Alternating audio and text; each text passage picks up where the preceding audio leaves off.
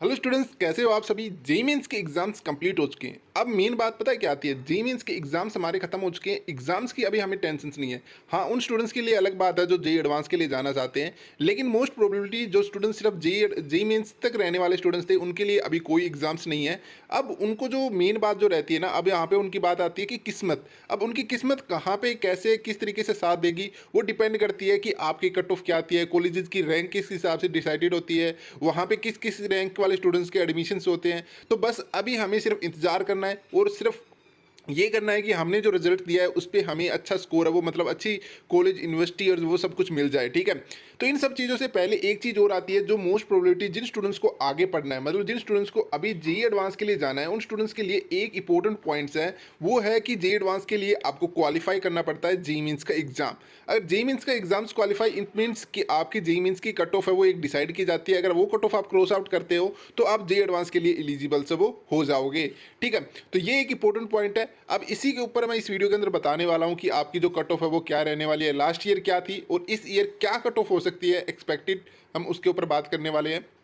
ठीक है, और जैसे कि यहाँ पे एनालिसिस है वो लिया गया है 2020, 2019, 2018 के हिसाब से 2021 की एक्सपेक्टेड कट ऑफ है वो मैं आप सभी के सामने लेके आया हूँ। ठीक है, इससे पहले एक दुख खबरी है वो मैं आप सभी के साथ डिस्कशंस करना चाहूँगा। मैंने भी वो खबर सुनी है कि जेईई मेंस के एग्जाम्स हुए थे तो उनमें चीटिंग्स हुई थी, मतलब किसी तरीके का काफ़ी कुछ ऐसा फ्रॉडबाजी हुआ है जिसकी वजह से एग्जाम्स है उनके मतलब चीटिंग से करवाए गए हैं। तो ये चीज़ बहुत ही ज़्यादा गलत है। हालांकि मैं इसके ऊपर कुछ अलग से बनाने की सोच रहा था, लेकिन मैंने सोचा कि अभी कोई फ़ायदा नहीं है, एग्जाम्स भी कंडक्ट हो चुके हैं, अब रिजल्ट आने का टाइम भी आने वाला है, तो इसके ऊपर अभी कुछ बनाने का कुछ करने का कोई फ़ायदा वो नहीं है। ठीक है, अभी जो मेन फोकस है वो हमारा आगे रहना चाहिए कि हम जेईई एडवांस के लिए किस तरीके से क्या चीज़ें होगी। आई होप सरकार भी इस चीज़ के ऊपर फोकस करे कि एक इंपॉर्टेंट एग्जाम होता है जेईई मींस का और उसके ऊपर फोकस है वो किया जाए। ठीक है, चलो शुरू करते हैं हमारी वीडियो को। अगर आपने अभी तक हमारे चैनल को सब्सक्राइब नहीं किया है तो चैनल को सब्सक्राइब जरूर कर लेना है, बेल आइकन को जरूर प्रेस कर लें ताकि आने वाली वीडियोज़ की नोटिफिकेशन आपको मिलती रहे। आने वाली वीडियोज़ से मतलब है अभी बहुत सी वीडियोज़ आने वाली है जोसा से रिलेटेड, जेईई एडवांस से रिलेटेड।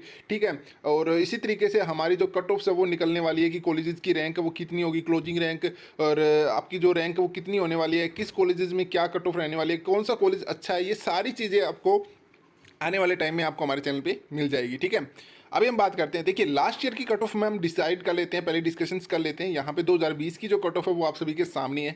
देखिए यहाँ पे जो जनरल कैंडिडेट्स थे उनके लिए मतलब जो कॉमन रैंक लिस्टेड है, वैसे अभी आपकी जो ऑल इंडिया रैंक है वो आने वाली है, उसी के बेस पे आपका यहाँ पे जो सिलेक्शन है वो होगा। ठीक है, जो कॉमन रैंक लिस्टेड है मतलब जो जनरल कैटेगरी के जितने भी स्टूडेंट्स हैं उनके लिए अगर उनको जे एडवांस के लिए जाना था लास्ट ईयर तो उसको यहाँ पे क्वालिफाई करने थे 90.37। जो यहाँ पे पॉइंट के बाद वैल्यूज है ये भी इंपॉर्टेंस है, इनके ऊपर भी ध्यान देना है। ठीक है, तो 90.37 समथिंग जो वैल्यूज़ है, इतनी अगर उनकी परसेंटाइल बनते हैं, ठीक है, जनरल वाले कैंडिडेट्स के लिए, तो वो क्वालिफाई होंगे जेईई एडवांस के लिए। अगर वहीं अगर हम बात करें इस बार क्या हो सकता है, इस बार यहाँ पे देखिए कि आप जनरल कैंडिडेट्स का यहाँ पे चेक कर सकते हो 86 से 91 के बीच में ये कर सकती है, वेरी कर सकती है, चेंजेस हो सकते हैं इसके अंदर जनरल कैंडिडेट्स वालों के। बाकी मोस्ट प्रोबेबिलिटी यही है कि 91 के आसपास ही आपकी कट ऑफ है वो जाने वाली है। ठीक है, उसके बाद अगर यहाँ पे आप देखिए जनरल ईडब्ल्यूएस कैंडिडेट्स की, तो यहाँ पे आप देखने को मिलेगा आपको 77 से लेके 82 के बीच में एक्सपेक्टेड कट ऑफ है। और जो जनरल ईडब्ल्यूएस की है ना, ये सबसे ज़्यादा वेरी करती है। इस पे पता है क्या डिपेंड करता है जनरल ईडब्ल्यूएस में,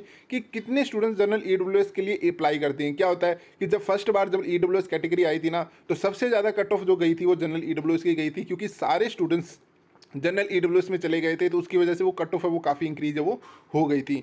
ठीक है, तो ये भी है कि इस पर डिपेंड करता है कि कितने स्टूडेंट्स ने जनरल ईडब्ल्यूएस का फॉर्म मतलब कि कैटेगरी से इन्होंने बिलोंग करके इन्होंने फॉर्म फिल किया था जेईई मेंस का और एग्जाम्स कंडक्ट किया था, तो उसके हिसाब से ये कट ऑफ है वो डिसाइड की जाती है, बहुत ज़्यादा वेरी करती है। ठीक है, अभी इस बार जो अंदाज़ा लगाया जा रहा है वो 77 से लेकर 82 परसेंटाइल तक अगर आपकी कट ऑफ आती है तो आप क्वालिफाई हो जाएंगे। लास्ट ईयर अगर हम बात करें तो वहाँ पे आपके अगर 70 परसेंटाइल स्कोर आपने किया है तो आप जेईई एडवांस के लिए एलिजिबल थे। ठीक है, वहीं पे अगर हम ओबीसी एनसीएल की बात करें यहाँ पे लास्ट ईयर के हिसाब से, तो यहाँ पे ओबीसी एनसीएल में 72 है। और वहीं पे अगर हम इस साल की जो कट ऑफ के बारे में बात करें तो जो ओबीसी एनसीएल में 71 से लेके 76, ओबीसी एनसीएल जो कैटेगरी होते हैं ना, इसमें हर साल इंक्रीमेंट ही देखने को मिलता है, आपको हर साल आपको इसमें इंक्रीमेंट देखने को मिल रहा है। ठीक है, इसके बाद अगर हम यहाँ पे बाकी एससी और एसटी कैटेगरी का ज़्यादा इंप्रूवमेंट नहीं होता है, 39 से लेके 44, और यहाँ पे एसटी में भी 39 44 ही रहता है। रिस्पेक्टिवली आप ये मान सकते हो दोनों के अंदर 50 परसेंटाइल अगर आपने स्कोर किया है, एससी और एसटी कैंडिडेट्स में से कोई भी कैंडिडेट्स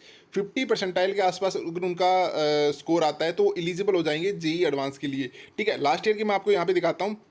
लास्ट ईयर की देखिए यहाँ पे एससी और एसटी का यहाँ पे 50% पे ही रहा है। देखिए एससी का रहा है 50, एसटी का रहा है 39 पे। तो अगर एससी और एसटी कैंडिडेट्स है वो अगर 50% भी स्कोर कर लेते हैं तो वो जेई एडवांस के लिए एलिजिबल से वो हो जाएंगे।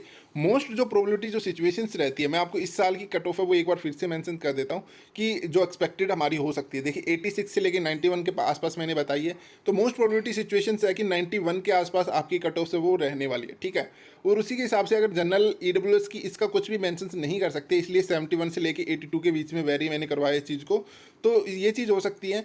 उसके बाद ओबीसी एनसीएल का आप सभी को मैंने समझा दिया, इसके अंदर हर साल इंक्रीमेंट देखने को मिलता है। ठीक है, तो अगर आपके स्कोर 75 परसेंटाइल अगर आपके आते हैं, ओबीसी एनसीएल वाले जितने भी कैंडिडेट्स हैं उनके अगर 75 परसेंटाइल अगर स्कोर वो करते हैं तो वो एलिजिबल हो जाएंगे जेई एडवांस के लिए। ठीक है, वो यहाँ पे ओबीसी एनसीएल वाले हैं जो नॉन क्रीमी लेयर है, जो क्रीमी लेयर वाले कैंडिडेट्स हैं वो यहाँ पे जिनकी कट ऑफ है वो और भी थोड़ी कम होती है।